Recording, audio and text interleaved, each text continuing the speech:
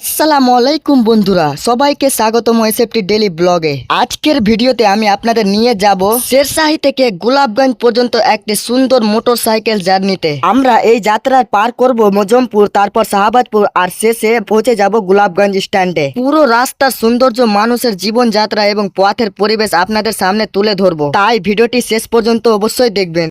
তো এই মুহূর্তে আমরা বাড়ি থেকে বেরিয়ে পড়েছি, হাতে চাবি নিয়ে, মাথায় হেলমেট পরে শেরশাহী থেকে বাইক নিয়ে রওনা দিয়েছি। রাস্তার দুই পাশে সবুজ গাছপালা, ছোট ছোট দোকান, মানুষের ব্যস্ততা, সব মিলিয়ে পরিবেশটা সত্যি মন ভালো করে দেওয়ার মতো। এখন আমরা ধীরে ধীরে এগিয়ে যাচ্ছি মজমপুরের দিকে। এখানকার রাস্তা বেশ সুন্দর এবং দুপাশে রয়েছে গ্রাম বাংলার মনোরম দৃশ্য। মাঝে মাঝে স্থানীয় বাজার, চায়ের দোকান এবং মানুষের দৈনন্দিন জীবন চোখে পড়ছে। যারা গ্রামের পরিবেশ ভালোবাসেন তাদের জন্য এই পথটি খুবই উপভোগ্য।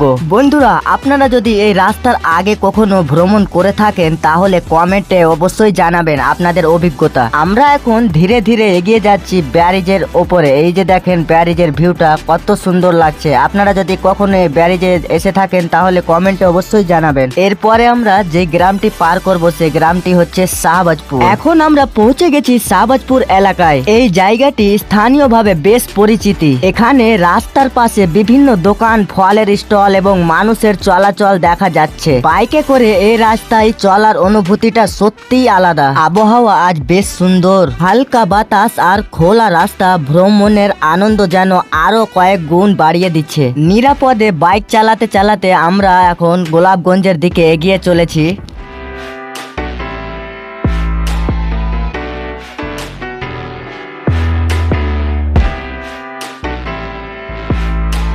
অবশেষে আমরা পৌঁছে গেলাম গোলাপগঞ্জ স্ট্যান্ডে। এখানকার পরিবেশ বেশ জমজমাট। বাস, অটো, টোটো এবং মানুষের ভিড় মিলিয়ে এলাকাটি সব সময় প্রাণবন্ত।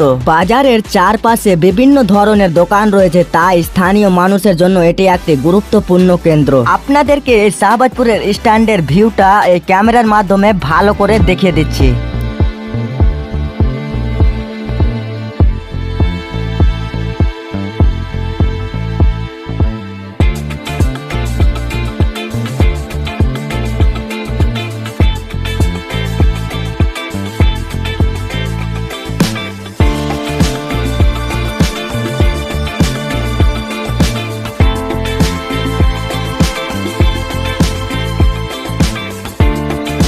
বন্ধুরা, আজকের এই শেরশাহী থেকে মজমপুর ও শাহবাজপুর হয়ে গোলাপগঞ্জ পর্যন্ত মোটরসাইকেল ভ্রমণ আপনাদের কেমন লাগলো তা অবশ্যই কমেন্টে জানাবেন। ভিডিওটি যদি ভালো লেগে থাকে তাহলে একটি লাইক করবেন, বন্ধুদের সঙ্গে শেয়ার করবেন এবং এসএফটি ডেইলি ব্লগস চ্যানেলটিকে সাবস্ক্রাইব করে পাশে থাকবেন। আজকের মতো এখানে বিদায়। সবাই ভালো থাকবেন, সুস্থ থাকবেন। আসসালামু আলাইকুম।